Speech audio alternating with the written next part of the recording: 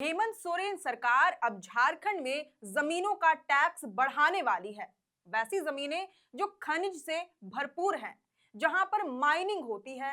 ऐसे में खनिज उठाने वाली कंपनियों को बड़ा झटका लगने वाला है।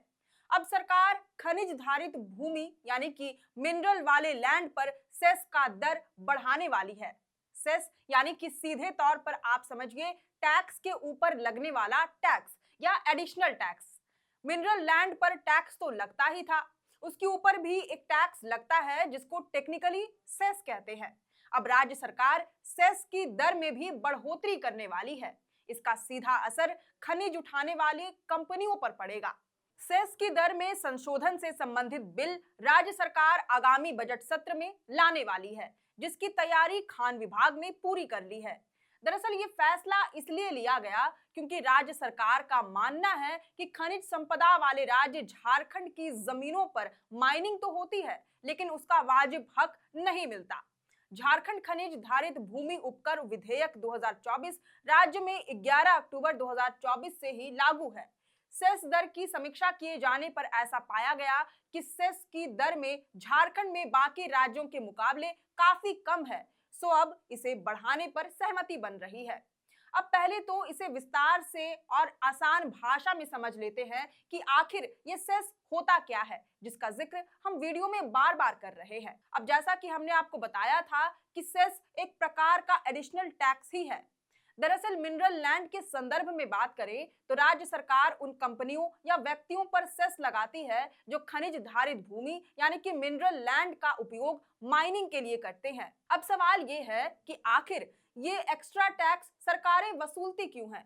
तो इसका उद्देश्य राजस्व में बढ़ोतरी करना हो सकता है। पर्यावरण को संरक्षित करने के उद्देश्य से भी सरकार सेस लगा सकती है। इसके अलावा विकास कार्यों के लिए भी सेस लगाया और बढ़ाया जा सकता है, जैसे कि खनन क्षेत्र में बुनियादी ढांचे और लोक कल्याण योजनाओं को लागू करने के लिए। झारखंड के संदर्भ में बात करें तो मिनरल लैंड पर सेस बढ़ाने के पीछे कुछ अहम कारण माने जा रहे हैं।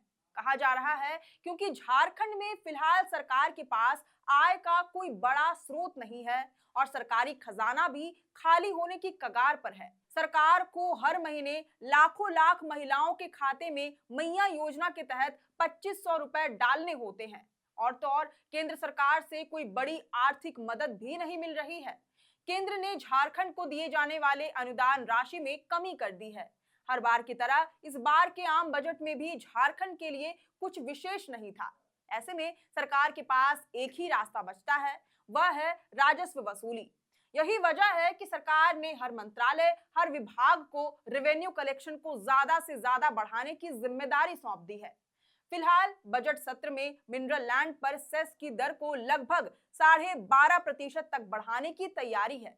वर्तमान समय की बात करें तो कोयला और आयरन ओर वाले मिनरल लैंड पर 100 रुपए प्रति मीट्रिक टन के हिसाब से सेस की वसूली की जाती है।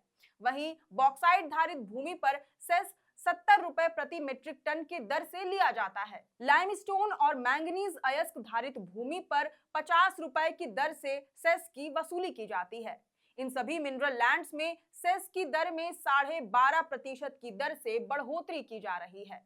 खान विभाग ने खनिज धारित भूमि पर सेस से ही वित्तीय वर्ष 2025-26 में 15,000 करोड़ रुपए से अधिक वसूलने का लक्ष्य रखा है। हालांकि विभाग ने रॉयल्टी से इस वित्तीय वर्ष में 16,000 करोड़ रुपए का टारगेट सेट किया है। इसमें 8,000 करोड़ रुपए की वसूली हो चुकी है।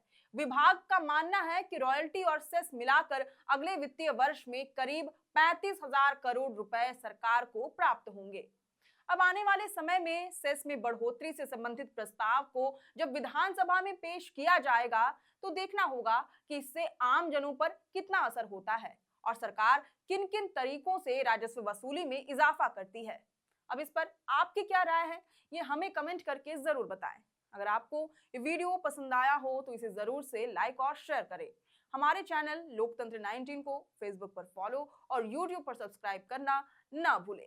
फिलहाल लेते हैं अलविदा। जोहार।